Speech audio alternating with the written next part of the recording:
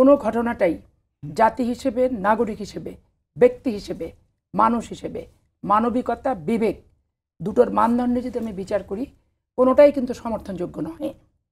এটা কেউ একটা মানুষের ভিতরে মিনিমাম রক্ত মাংসের শরীর যদি হয়ে থাকে আর বিবেক আর অনুভূতিশীল মানুষ যদি হয়ে থাকে, এটা সারা পৃথিবী থেকে সমর্থন করবে না কিন্তু এই ধরনের ঘটনা। এগুলো নির্মম, নিষ্ঠুর এবং অমানবিক। কিন্তু এখানে একটা প্রশ্ন আছে আমার।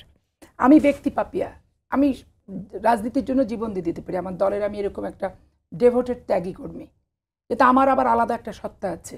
আমি একটা লয়ার, আমার একটা সত্তা আছে, আমি একজনের স্ত্রী, আমার আর একটা সত্তা আছে, আমি 3টা বাচ্চার মা, আমার আর একটা সামাজিক সম্পর্কেরও সত্তা আছে। আবার ধরেন যে কেউ ব্যবসা বাণিজ্য করে, তাদেরও একটা আলাদা সত্তা আছে। এখন আমার সব সত্তার সব অ্যাক্টিভিটি কি রাজনৈতিক সংগঠন নিয়ন্ত্রণ করতে পারে?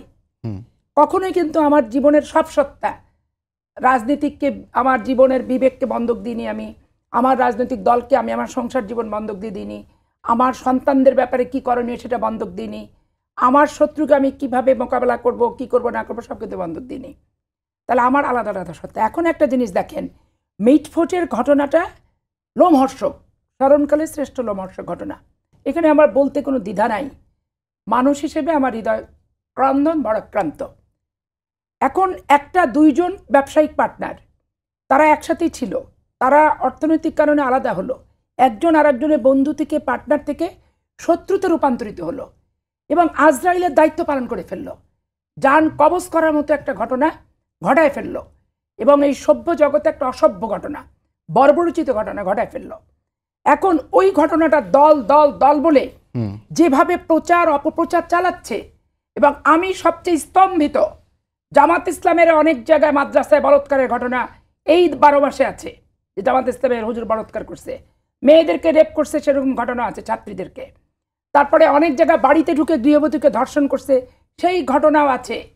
তো কোথাও কি গোলাম আজম আর জামাত ইসলামের আমিরের ছবিতে বিএনপি সমর্থক কোনো ব্যক্তি পা দিয়ে পদদলিত করেনি কিন্তু।